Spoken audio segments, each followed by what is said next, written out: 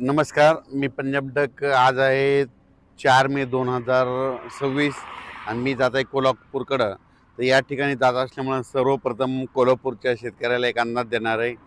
कारण की कोल्हापूरकडे जात असताना कोल्हापूरच्या शेतकऱ्याला सांगू इच्छितो की तुमच्याकडं 8-9 दरम्यान 8-9-10 मेच्या दरम्यान एक मान्सूनपूर्व अवकाळी पाऊस येणार आहे. म्हणून हा अंदाज कोल्हापूर, सातारा त्या शेतकऱ्यांनी अंदाज लक्ष द्यायचा. आणि राज्यात सांगायचं झालं तर म्हणजे राज्यात बऱ्याच शेतकऱ्याचे फोन आले की आता ह्या मेमध्ये एखादी अवकाळी आहेत, तर राज्यात आणखीन 2 चांगले मान्सूनपूर्व पाऊस पडणार आहे, 2 अवकाळी पाऊस पडणार आहे. म्हणून हा अंदाज सर्व शेतकऱ्यांना लक्ष द्यायचा.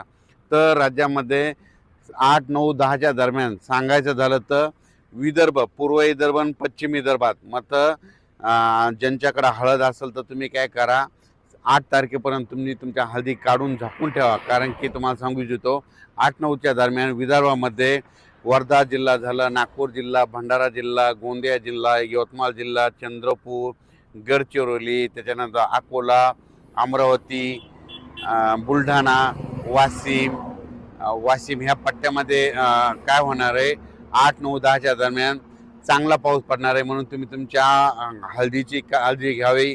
हळद असेल तर झाकून ठेवावे. कारण की हा पाऊस विदर्भामध्ये जरा हे जास्त राहणार आहे, पूर्व विदर्भ आणि पश्चिम विदर्भात जास्त प्रमाण राहणार आहे. म्हणून हा अंदाज विदर्भातल्या सर्व शेतकऱ्यांनी सर्वप्रथम लक्ष द्यायचा. त्याच्यानंतर आपण मराठवाड्याकडे वळू. नांदेड जिल्हा झालं, हिंगोली जिल्हा झालं, लातूर जिल्हा झालं, बीड जिल्हा झालं, धाराशिव जिल्हा झालं, त्याच्यानंतर जालना जिल्हा झालं, त्याच्यानंतर इकडं सोलापूर, त्याच्यानंतर कोल्हापूर ह्या पट्ट्यात देखील काय होणार आहे, 8-9च्या दरम्यान तुरळक भागात म्हणजे कर्नाटक बाजूच्या समजा सीमालगतचे जे जिल्हे आहेत त्या परिसरामध्ये चांगल्या प्रकारचा मान्सूनपूर्व एक पाऊस अवकाळी येणार आहे. म्हणून ह्या 8-9च्या दरम्यानचा अंदाज लक्षात येतो. त्याच्यानंतर राज्यात सांगायचं झालं तर मग नंतर परत आणखीन पाऊस येणार आहे का, तर राज्यातल्या सर्व शेतकऱ्याला सांगू इच्छितो की आज आहे 4 मे 2026. आजपासून कंप्लीट 35 दिवस पाऊस राहिलेला आहे. तर तुम्ही काय करा, शेतीचे कामे आटपून घ्या. कारण की तुम्हाला हे अवकाळी पाऊस सुरू झाल्याच्या नंतर तुम्हाला वेळच भेटणार नाही. आणखीन परत एक सांगू इच्छितो की 14 मे ते 20 मेच्या दरम्यान चांगला राज्यात पावसाळ्यासारखा मान्सूनपूर्व पाऊस येणार आहे. म्हणून हा अंदाज सर्व शेतकऱ्यांनी लक्ष द्यायचा.